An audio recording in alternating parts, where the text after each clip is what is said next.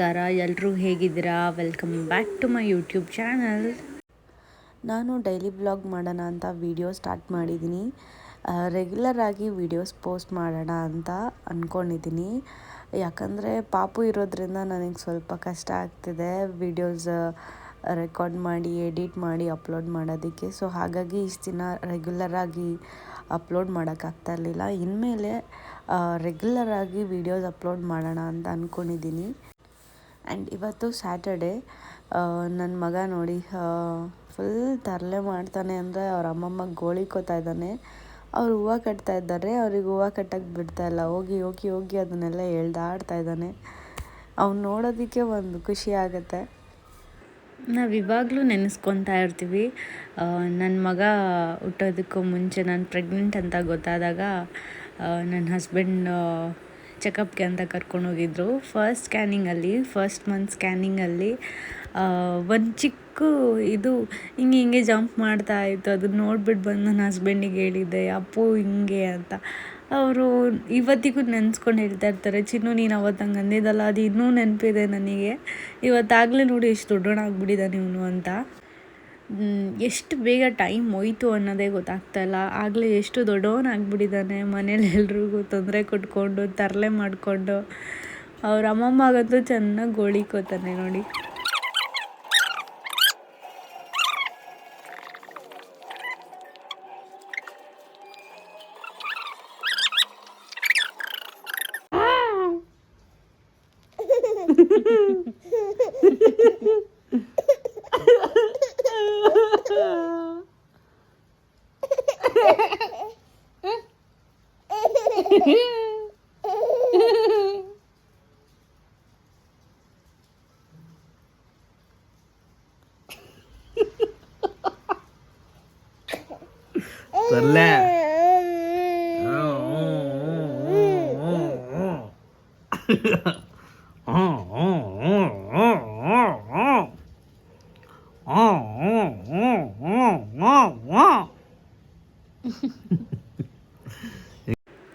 Banana ಕೊಟ್ಟಿದ್ದೀನಿ smash ಮಾಡಿ ಗುಂಡಂಗೆ ತಿನ್ನಿಸಿ ಅಂತ. ನಾನು ಸ್ವಲ್ಪ ಕೆಲಸ ಇತ್ತು ಅಂತ ಕೆಲಸ ಮಾಡ್ತಾಯಿದ್ದೆ. ಅವನು ಎಷ್ಟು ನೀಟಾಗಿ ಅವ್ರ ಡ್ಯಾಡಿ ಹತ್ರ ಇಸ್ಕೊಂಡು ತಿಂತಾ ಇದ್ದಾನೆ ನೋಡಿ. ನನ್ನ ಹಸ್ಬೆಂಡ್ ಕೂಡ ಅಷ್ಟೇ, ನಾನು ಅದು ಮಾಡಲ್ಲ ಇದು ಮಾಡಲ್ಲ ಅಂತ ಯಾವತ್ತೂ ಹೇಳಿಲ್ಲ. ಮಗ ಅಂತ ಬಂದರೆ ಅವನಿಗೋಸ್ಕರ ಎಲ್ಲನೂ ಮಾಡ್ತಾರೆ, ತಿನ್ನಿಸ್ತಾರೆ, ಸ್ನಾನ ಮಾಡಿಸ್ತಾರೆ, ಎಣ್ಣೆ ಹಚ್ತಾರೆ. ಒಂದು A to Z ಏನೇನು ಕೆಲಸ ಇದೆಯೋ ಎಲ್ಲ ನೋಡ್ಕೊತಾರೆ. ಗುಂಡು ಅಷ್ಟೇ, ಅವ್ರ ಅಪ್ಪನ ತುಂಬ ಹಚ್ಕೊಂಡಿದ್ದಾನೆ. ಅವ್ರು ಹೇಳಿದ ಮಾತೆಲ್ಲ ಕೇಳ್ತಾನೆ. ಅವ್ರು ಬಂದರೆ ಫುಲ್ ಖುಷಿಯಾಗಿಬಿಡ್ತಾನೆ. ಅವ್ರು ಏನೇನು ಮಾಡುತ್ತಾರೋ ಎಲ್ಲನೂ ನೀಟಾಗಿ ಕೇಳ್ತಾನೆ. ನನಗಂತೂ ಅಪ್ಪ ಮಗನ ಬಾಂಡಿಂಗ್ ನೋಡಿದ್ರೆ ತುಂಬಾ ಖುಷಿಯಾಗುತ್ತೆ.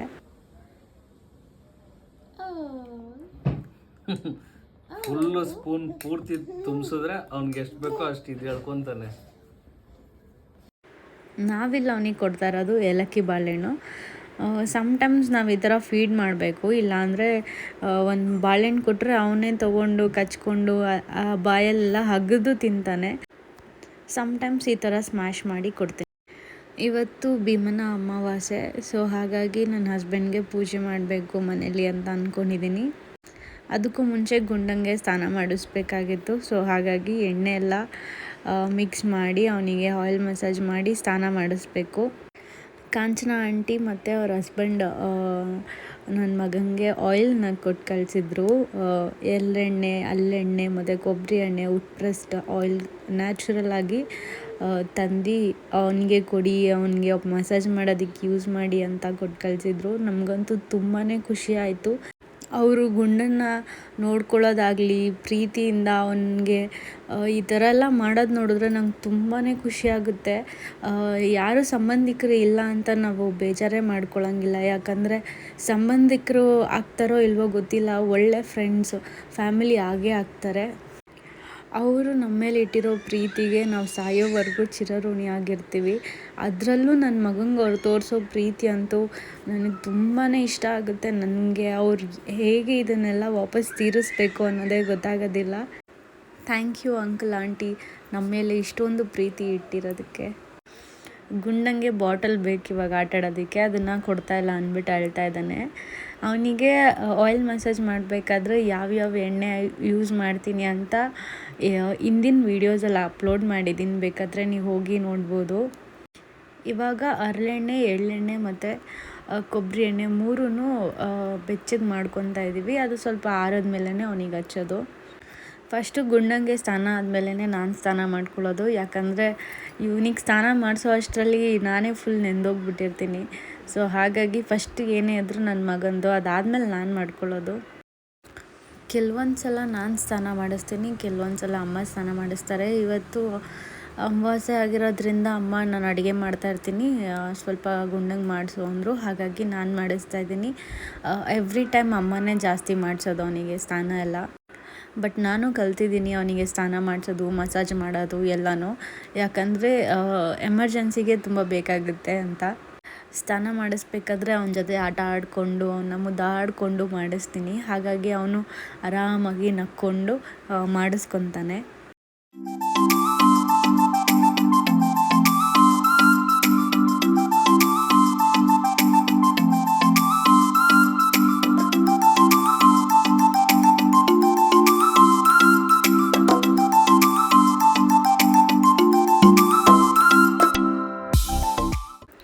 ನಾನು ಅವನಿಗೆ ಸ್ನಾನ ಮಾಡಿಸಿ ಬರೋ ಅಷ್ಟರಲ್ಲಿ ಅಮ್ಮ ವಡೆ, ಪಾಯಸ, ಅನ್ನ, ಸಾಂಬಾರು, ಪಲ್ಯ ಎಲ್ಲನೂ ರೆಡಿ ಮಾಡಿಟ್ಟಿದ್ರು ಊಟಕ್ಕಂತ.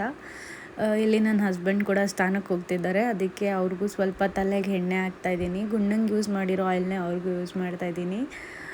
ಸೊ ಒಂದು ಸ್ವಲ್ಪ ಮಸಾಜ್ ಎಲ್ಲ ಮಾಡಿ ಹೆಡ್ಗೆ ಅವರು ಸ್ನಾನಕ್ಕೆ ಹೋದರೆ ಬಂದಿದ ತಕ್ಷಣ ಪೂಜೆ ಮಾಡೋಣ ಅಂತ ಮಾಡ್ತಾಯಿದ್ದೀನಿ.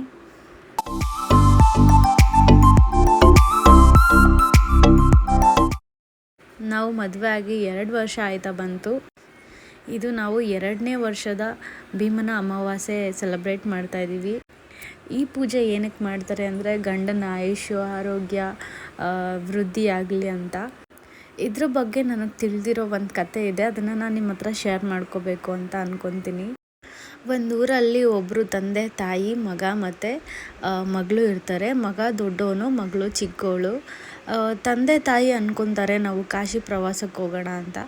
ಆಗ ತಂದೆ ತಾಯಿ ಮಗಳನ್ನ ಅಣ್ಣನ ಮನೇಲಿ ಬಿಟ್ಬಿಟ್ಟು ಹೋಗೋಣ ಅಂತ ಹೇಳಿ ಅವ್ರ ಅಣ್ಣನ ಮನೆಗೆ ಬಂದು ಮಗಳನ್ನ ಬಿಟ್ಟು ಅವ್ರ ಅಣ್ಣನ ಹತ್ರ ಹೇಳಿಬಿಟ್ಟು ಹೋಗ್ತಾರೆ, ನಾವು ಕಾಶಿಗೆ ಹೋಗ್ತಾಯಿದ್ದೀವಿ, ಅಲ್ಲಿಗೆ ಹೋದ್ಮೇಲೆ ನಾವು ವಾಪಸ್ ಬರ್ತೀವೋ ಇಲ್ವೋ ಗೊತ್ತಿಲ್ಲ, ನಾವು ವಾಪಸ್ ಬಂದರೆ ಮಗಳನ್ನ ಕರ್ಕೊಂಡು ಹೋಗ್ತೀವಿ, ನಾವು ವಾಪಸ್ ಬಂದಿಲ್ಲ ಅಂದರೆ ನಿನ್ನ ತಂಗಿಗೆ ನೀನೇ ಮದುವೆ ಮಾಡಬೇಕು, ನೀನೇನಾದರೂ ಅವಳು ಮದುವೆ ಮಾಡಿಲ್ಲ ಅಂದರೆ ಎಲ್ಲ ಆಸ್ತಿನೂ ಅವಳಿಗೆ ಹೋಗುತ್ತೆ ಅಂತ ಹೇಳಿರ್ತಾರೆ. ಅವರು ಹೊರಡ್ತಾರೆ. ಹೋದ್ಮೇಲೆ ಅವರು ವಾಪಸ್ ಬರೋದೇ ಇಲ್ಲ. ಹಾಗಾಗಿ ಅಣ್ಣಂಗೆ ತಂಗಿ ಮದುವೆ ಮಾಡೋ ಜವಾಬ್ದಾರಿ ಅಣ್ಣನ ಮೇಲೆ ಬಿದ್ದಿರುತ್ತೆ. ತಂಗಿ ಮದುವೆ ಆಗಿಲ್ಲ ಅಂದರೆ ಆಸ್ತಿ ಎಲ್ಲ ಹೋಗ್ಬಿಡುತ್ತೆ ಅಂತ ಯೋಚನೆ ಮಾಡ್ತಾಯಿರ್ತಾರೆ. ಅದೇ ಟೈಮ್ಗೆ ಊರಲ್ಲಿ ರಾಜ ಒಬ್ಬ ಅನೌನ್ಸ್ ಮಾಡ್ತಾರೆ, ಏನಂದರೆ ಅವ್ರು ಸತ್ತೋಗಿರೋ ಮಗನಿಗೆ ಯಾರಾದರೂ ಹೆಣ್ಣು ಕೊಟ್ಟು ಮದುವೆ ಮಾಡಿದ್ರೆ ಅವರಿಗೆ ವಜ್ರ, ವೈಡೂರ್ಯ, ಆಸ್ತಿ, ಅಂತಸ್ತು ಎಲ್ಲ ಕೊಡ್ತೀನಿ ಅಂತ ಹೇಳ್ತಾರೆ. ಹಾಗಂತ ಎಲ್ಲ ಕಡೆ ಪ್ರಚಾರ ಕೊಡ್ತಾರೆ. ಆಗ ಅಣ್ಣ ಈ ತಂಗಿನ ಮದುವೆ ಮಾಡಬೇಕು ಅಂತ ಮುಂದೆ ಹೋಗ್ತಾನೆ, ಮದುವೆ ಕೂಡ ಮಾಡ್ತಾನೆ. ಮದುವೆ ಎಲ್ಲ ಆದಮೇಲೆ ಎಲ್ಲರೂ ನದಿ ತೀರದ ಹತ್ರ ರಾಜ್ಕುಮಾರನ ಅಂತ್ಯಕ್ರಿಯೆ ಮಾಡಬೇಕು ಅಂತ ಸಿದ್ಧಪಡಿಸ್ತಾ ಇರ್ತಾರೆ. ಆವಾಗ ಮಳೆ ಜೋರಾಗಿ ಬಂದು ಅದು ಅರ್ಧಕ್ಕೆ ನಿಂತೋಗುತ್ತೆ. ಆಗ ಅವನ್ನ ಅಲ್ಲೇ ಬಿಟ್ಬಿಟ್ಟು ಬರೋದಕ್ಕೆ ಹೇಳ್ತಾರೆ. ಆದರೆ ಅವನ ಹೆಂಡತಿ ಅವನ್ನ ಬಿಟ್ಬಿಟ್ಟು ವಾಪಸ್ ಬರೋದಿಲ್ಲ, ಗಂಡನ ಬಾಡಿ ಜೊತೆ ಅಲ್ಲೇ ಉಳ್ಕೊತಾಳೆ. ಆಗ ಅವಳು ಯೋಚನೆ ಮಾಡ್ತಾಳೆ, ಅವ್ರ ಅಪ್ಪ ಅಮ್ಮ ಇದ್ದಿದ್ದರೆ ಈ ಥರ ಎಲ್ಲ ಆಗೋದಕ್ಕೆ ಬಿಡ್ತಾ ಇರಲಿಲ್ಲ ಅಂತ. ನೆಕ್ಸ್ಟ್ ಡೇ ಭೀಮನ ಅಮಾವಾಸ್ಯೆ ಆಗಿರುತ್ತೆ. ಅಲ್ಲೇ ಇದ್ದಿದ್ದ ನದಿಲಿ ಸ್ನಾನ ಮಾಡಿ ಅಲ್ಲೇ ಸಿಕ್ಕಿರೋ ಮಣ್ಣಲ್ಲಿ ಕಾಳಿಕಾಂಬ ದೀಪನ ರೆಡಿ ಮಾಡ್ತಾಳೆ. ಕಡ್ಬಿನ ಬದಲು ಆಕೆ ಮಣ್ಣಿನ ಮುದ್ದೆನ ತಯಾರು ಮಾಡ್ತಾಳೆ. ಅವಳು ಪೂಜೆನ ಸ್ಟಾರ್ಟ್ ಮಾಡ್ಕೊತಾಳೆ. ಪೂಜೆ ಮಾಡಬೇಕಾದ್ರೆ ನವದಂಪತಿಗಳು ಬರ್ತಾರೆ. ಬಂದು ಏನು ಮಾಡ್ತಾ ಇದೆಯಾ ಅಂತ ಕೇಳಿದಾಗ ಅವಳು ಆಗಿರೋದನ್ನೆಲ್ಲ ಅವ್ರ ಹತ್ರ ಹೇಳ್ತಾಳೆ. ಅವರು ಅದನ್ನೆಲ್ಲ ಕೇಳಿ ಅವಳು ಮಾಡಿದ ನೈವೇದ್ಯ ಕೂಡ ಸ್ವೀಕರಿಸ್ತಾರೆ. ಅದಾದಮೇಲೆ ಅವಳಿಗೆ ಆಶೀರ್ವಾದ ತಗೊಳ್ಬೇಕಾದ್ರೆ ದೀರ್ಘ ಸುಮಂಗಲಿ ಭವ ಅಂತ ಆಶೀರ್ವಾದ ಮಾಡ್ತಾರೆ. ಆಗ ಅವಳು ನಗ್ತಾ ಹೇಳ್ತಾಳೆ, ಅವಳ ಗಂಡ ಸತ್ತೋಗಿದ್ದಾನೆ, ಮತ್ತು ಯಾಕೆ ಈ ಥರ ಆಶೀರ್ವಾದ ಮಾಡ್ತಾ ಇದ್ದೀರಾ ಅಂತ. ಆವಾಗ ಅವ್ರು ಹೇಳ್ತಾರೆ, ಅವನು ಮಲಗಿದ್ದಾನೆ, ಎಬ್ರಿಸು ಅಂತ. ಅವಳು ಎಬ್ರಿಸಿದಾಗ ಗಂಡಂಗೆ ಜೀವ ಬಂದಿರುತ್ತೆ. ಅಲ್ಲಿ ಅವಳಿಗೆ ಆಶೀರ್ವಾದ ಮಾಡಿದ ನವದಂಪತಿಗಳು ಬೇರೆ ಯಾರೂ ಆಗಿರೋದಿಲ್ಲ, ಶಿವ ಪಾರ್ವತಿ ಆಗಿರ್ತಾರೆ. ಹಾಗಾಗಿ ಭೀಮನ ಅಮಾವಾಸ್ಯೆ ದಿನ ಈ ಪೂಜೆ ಮಾಡೋದ್ರಿಂದ ಸುಖ ಸಮೃದ್ಧಿ ಆರೋಗ್ಯ ಸಿಗಲಿ ಅಂತ ಬೇಡ್ಕೊಳ್ಳೋದ್ರಿಂದ ಶಿವ ಪಾರ್ವತಿ ಆಶೀರ್ವಾದ ಮಾಡ್ತಾರೆ ಅನ್ನೋ ನಂಬಿಕೆ ಇದೆ. ಮದುವೆ ಆಗಿಲ್ದಿರೋ ಹುಡುಗಿರು, ಮದುವೆ ಆಗಿರೋರು ಎಲ್ಲರೂ ಈ ಪೂಜೆನ ಸೆಲೆಬ್ರೇಟ್ ಮಾಡ್ಬೋದು. ಮದುವೆ ಆಗಿಲ್ದಿರೋರು ಒಳ್ಳೆ ಗಂಡ ಸಿಗಲಿ ಅಂತ ಮಾಡ್ಬೋದು. ಮದುವೆ ಆಗಿರೋರು ಸಿಕ್ಕಿರೋ ಗಂಡಂಗೆ ಆಯುಷ್ಯ ಆರೋಗ್ಯ ಸಿಗಲಿ ಅಂತ ಈ ಪೂಜೆನ ಮಾಡ್ಬೋದು. ಇದನ್ನು ಮಾಡೋದ್ರಿಂದ ಶಿವ ಪಾರ್ವತಿ ಅನುಗ್ರಹ ಸಿಗುತ್ತೆ. ನಾನೇನು ತಿಳ್ಕೊಂಡಿದ್ದೀನೋ ಅದನ್ನು ನಿಮ್ಮ ಹತ್ರ ಹಂಚ್ಕೊಂಡಿದ್ದೀನಿ. ನನಗೆ ಗೊತ್ತಿಲ್ಲ ನಾನು ಸರಿಯಾಗಿ ಹೇಳಿದ್ದೀನ ತಪ್ಪಾಗಿ ಹೇಳಿದ್ದೀನ ಅಂತ. ನಾನು ತಿಳ್ಕೊಂಡಿರೋದನ್ನ ನಾನು ಆಚರಣೆ ಮಾಡ್ತಾಯಿದ್ದೀನಿ. ಅದರಲ್ಲಿ ನನಗೆ ತುಂಬಾ ಖುಷಿ ಇದೆ. ಪೂಜೆ ಎಲ್ಲ ಮುಗಿಸಿದ್ವಿ, ದೇವಸ್ಥಾನಕ್ಕೆ ಹೋಗಬೇಕಿತ್ತು. ಸೊ ಬೆಳಗ್ಗೆಯಿಂದ ಬ್ರೇಕ್ಫಾಸ್ಟ್ ಏನೂ ಮಾಡಿರಲಿಲ್ಲ. ಸೊ ಹಾಗಾಗಿ ಊಟ ಮಾಡ್ತಾಯಿದ್ದೀವಿ. ಊಟ ಮುಗಿಸ್ಕೊಂಡು ದೇವಸ್ಥಾನಕ್ಕೆ ಹೋಗೋಣ ಅಂತ ಅಂದ್ಕೊಂಡ್ವಿ. ಹಾಗಾಗಿ ರಾಜರಾಜೇಶ್ವರಿ ದೇವಸ್ಥಾನಕ್ಕೆ ಬಂದಿದ್ದೀವಿ ನಾವು. ಅಮಾವಾಸ್ಯೆ ಆಗಿರೋದ್ರಿಂದ ತುಂಬಾ ರಶ್ ಇತ್ತು. ಆದರೆ ರಶ್ ಇದೆ ಅಂತ ಅನ್ನಿಸ್ಲೇ ಇಲ್ಲ, ಯಾಕಂದರೆ ಫಾಸ್ಟ್ ಮೂವಿಂಗಲ್ಲಿತ್ತು ಕ್ಯೂ. ಸೊ ಹಾಗಾಗಿ ಬೇಗನೆ ದರ್ಶನ ಆಯಿತು. ದೇವಸ್ಥಾನ 5 ಗಂಟೆಗೆ ಓಪನ್ ಇರೋದ್ರಿಂದ ಸಂಜೆ ನಾವು ಕೂಡ ಸ್ವಲ್ಪ ಲೇಟಾಗೇ ಬಂದ್ವಿ. ಹಾಗಾಗಿ ದೇವಿಗೆ 2 ಮಣ್ಣಿನ ಹಣತೆ ಕೂಡ ತೊಗೊಂಡೆ. ಭೀಮನ ಅಮಾವಾಸ್ಯೆ ಅಲ್ವಾ ಇವತ್ತು, ಅದಕ್ಕೆ ಮಣ್ಣಿನ ಹಣತೆಯಲ್ಲಿ ದೀಪ ಹಚ್ಚೋಣ ದೇವಿಗೆ ಅಂತ ಹೇಳಿ ಮಣ್ಣಿನ ಹಣತೆ ಕೂಡ ತೊಗೊಂಡಿದ್ದೀನಿ.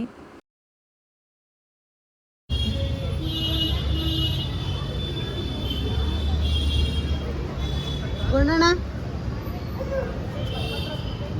ಹಾಯ್, ಎಲ್ಲಿಗೆ ಬಂದ್ರಿ? ದೇವಸ್ಥಾನಕ್ಕೆ ಬಂದ್ರ?